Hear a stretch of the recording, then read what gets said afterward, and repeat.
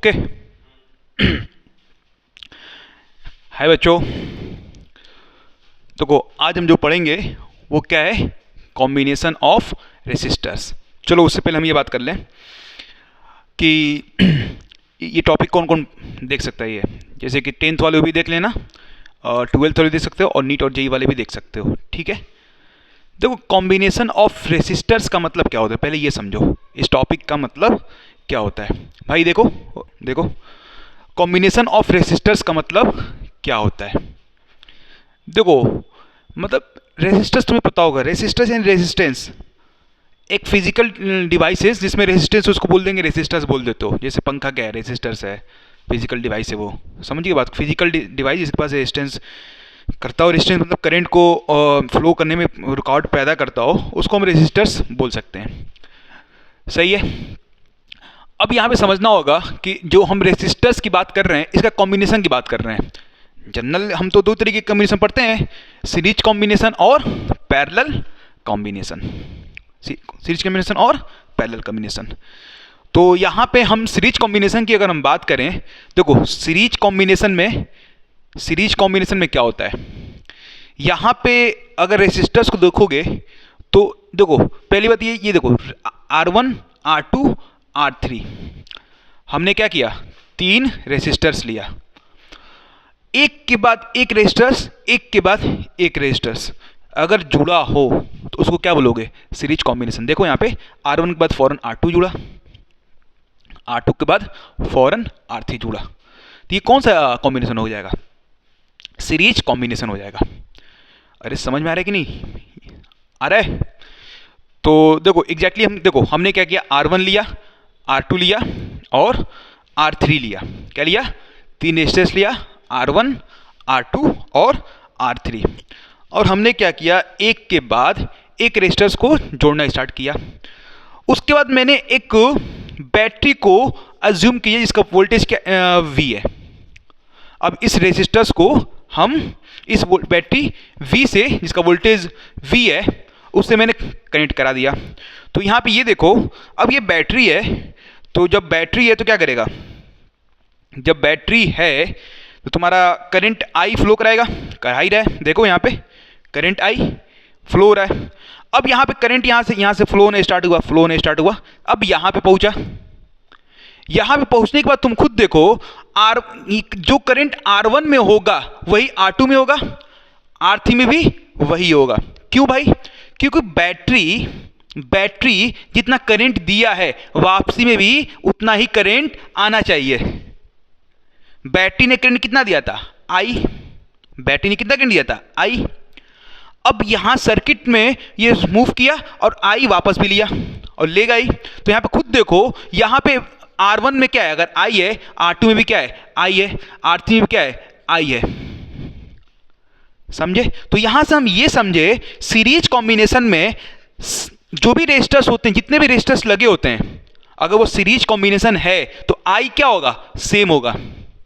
Series combination में जो भी रेजिस्टर्स हैं उनमें करंट क्या होगा, सेम होगा। तो डिफरेंट क्या होगा, तुम खुद समझो। यहां पे रेजिस्टर्स अलग है, अलग बात है, सीरीज कॉम्बिनेशन रेजिस्टर्स तो अलग है ही, हमने अलग लिया भी था, लेकिन करंट सेम था। जब हमके पता है कि V क्या होता है, I इंटू R। चलो I ना सेम है, R तो डिफरेंट है ना, I तो सेम है लेकिन R तो डिफरेंट है ना, तो पोटेंशियल क्या होगा, डिफरेंट ही तो आएगा। फॉर्मूला के हिसाब से देखो, ओम्स लॉ के हिसाब से V equal to I R. Ohm's law के हिसाब से देखोगे V इक्वल टू क्या होता है, I R। I सेम लेकिन R तो डिफरेंट ना, तो V इक्वल टू, तो V भी क्या होगा, डिफरेंट होगा। तो हम ये कह सकते हैं कि सीरीज कॉम्बिनेशन में I तो सेम है लेकिन V not same, V is divided. Series combination में I तो सेम है, V लेकिन सेम नहीं है, V क्या है, डिवाइडेड है। कैसे, ओम्स लॉ से देख ही रहे हो तुम, क्योंकि R डिफरेंट था। तो कुल मिला के यहाँ पे मैंने एग्जांपल के तौर पे कितने रेजिस्टर्स लिए, 3 रेजिस्टर्स लिए हैं, उसको सीरीज कॉम्बिनेशन में जोड़ा हुआ है। और टोटल, और इस सीरीज कॉम्बिनेशन रेजिस्टर्स को हमने क्या किया है, V वोल्टेज से जोड़ा हुआ है, V वोल्टेज से जोड़ा हुआ है। अब V वोल्टेज से जोड़ा हुआ है, अब यही वोल्टेज का क्या होगा, बंटवारा होगा। मतलब कहने का मतलब ये है मेरा, अगर वी R1 R2 R3 का टोटल वोल्टेज तो V ही होगा। तो इन यही वोल्टेज का, यही जो वोल्टेज है बैटरी वाला V, यही तीनों रेजिस्टेंस में क्या होगा, बटेगा। अगर इसका V1 है, V2 है, तो इसका V3 होगा।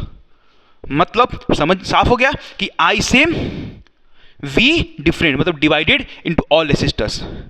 सही है। तो अब यहाँ पे एक सिंपल सर्किट हम अगर बनाएंगे तो तुम खुद देखो, यहाँ मैंने क्या किया, आर इक्वलेंट, मतलब इन तीनों के रेजिस्टर्स का मैंने आर इक्वलेंट मान लिया, और वोल्टेज V तो है ही, तो करंट I निकाल रहा है। तो हमने क्या पढ़ा यहाँ पे, V equal to V1 plus V2 plus V3 तो पढ़ा था, सॉरी ये गलती होगी, इसको V3 कर लो। V क्या हो गया, V1 plus V2 plus V3 हो गया। अब यहाँ पे जो हम V की बात कर रहे हैं, अब ये V को I इंटू आर इक्वलेंट लिख सकते हैं, और V1 को IR1 plus IR2 plus IR3 लिख सकते हैं। सही है ना। V क्या हो गया, V equal to V1 plus V2 plus V3, और V की वैल्यू क्या है, IR equivalent IR1 plus IR2 plus IR3। क्यों भाई, सारे रेजिस्टेंस की हम बात करेंगे तो I तो सेम है ना, रेजिस्टेंस अलग अलग है। तो यहाँ पे IR इक्वलेंट, I कॉमन ले लीजिए, सब में सेम था, R1 plus R2 plus R3, I cancel, तो R इक्वलेंट की वैल्यू क्या बन गया, R इक्वलेंट की वैल्यू क्या हो गया, R1 plus R2 plus R3।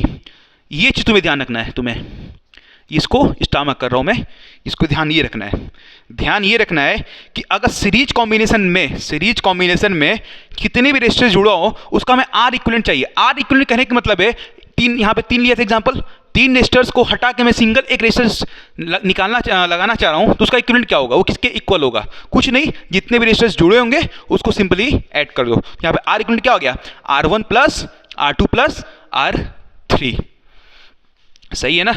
अब यहाँ पे ये समझो, आर इक्वलेंट क्या आ गया, R1 plus R2 plus R3, मतलब हम ये कह सकते हैं आर इक्वलेंट इक्वल, अगर हम कह रहे हैं n number of equal number of resistors है, तो आर इक्वलेंट क्या होगा, n इंटू आर होगा।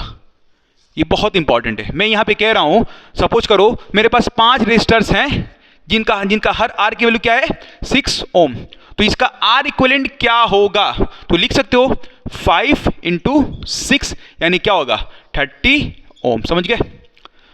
अगर n number of equal resistors जुड़ा हो तो आर इक्वलेंट क्या लिख सकते हो, n इंटू आर। समझ में आएगी कि नहीं, बताओ पहले, नहीं है ना। चलो एक बार फिर से बैक करके देखना, सब कुछ समझ में आएगा इंशाल्लाह। ठीक है। अब यहां पे ये समझो मैं क्या कह रहा हूं, मैं ये कह रहा हूं कि सुनो, पहले फिर से इस चीज़ को जो भी पढ़ा मैंने एक बार रिकॉल करते हैं। मैंने पढ़ा कॉम्बिनेशन ऑफ रेजिस्टर्स, मतलब रेजिस्टर्स को दो तरीके से कंबाइन कर सकते हैं। पहला तरीका क्या था, सीरीज कॉम्बिनेशन। तो मैंने कहा सीरीज कॉम्बिनेशन कैसे पहनोगे, एक के बाद एक रेजिस्टर्स जुड़ा हुआ है, तो R1 plus R2 plus R3 जुड़ा हुआ। अब इसको निकालना चाहते हैं कि इसका इक्विवेलेंट कैसे होगा, तो मैंने क्या किया, इसको एक इमेजिनरी बैटरी V से मैंने जोड़ दिया, जो करंट I दे रहा है। तो यहाँ पे ये देखो, करंट तो पूरे सर्किट में फ्लो होगा सेम, मतलब हर रेजिस्टेंस में क्या होगा, I सेम होगा, हर रेजिस्टेंस में I क्या होगा, सेम होगा। डिफरेंट क्या होगा, पोटेंशियल, मतलब सीरीज कॉम्बिनेशन में I क्या होगा, सेम, पोटेंशियल क्या हो गया, डिफरेंट।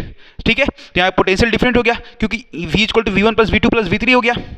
अब यहाँ पे V को क्या लिख सकते हो, I R इक्वलेंट, और V1 IR1 plus IR2 plus IR3, यानी I R इक्वलेंट कितना क्या हो गया, I R1 plus R2 plus R3, तो I ये कैंसिल, तो R इक्वलेंट क्या हो गया, प्लस R2 प्लस R3। तो सीरीज कॉम्बिनेशन हमने क्या समझा अभी तक, कि उसमें करंट सेम होता है, डिफरेंट क्या होता है, पोटेंशियल, मतलब पोटेंशियल सारे रेजिस्टर्स में डिवाइडेड होते हैं। ठीक है। और आर इक्वलेंट क्या आता है, आर इक्वलेंट आता है R1 plus R2 plus R3। उसके बाद या आर इक्वलेंट क्या आ गया, अगर n number of equal resistors जुड़ा हो, उसको आर इक्वलेंट क्या होगा, n इंटू आर। तो मेरे ख्याल से सब कुछ समझ में आ गया होगा। नहीं समझ वीडियो को फिर से देखो। ये हमारा जो चैनल है बिल्कुल नया है, अभी हम सीक्वेंशियल वाइज चीज़ें नहीं पढ़ा सकते हैं। अगर आपको कोई टॉपिक मुझसे पढ़ने में इंटरेस्टेड हो, जो आपको टफ लगता हो या समझ ना होता हो, तो आप प्लीज़ मुझे कमेंट कर सकते हैं कि सर मुझे ये टॉपिक पे वीडियो बना दीजिए, मैं बना दूंगा। ओके, ठीक है, थैंक यू।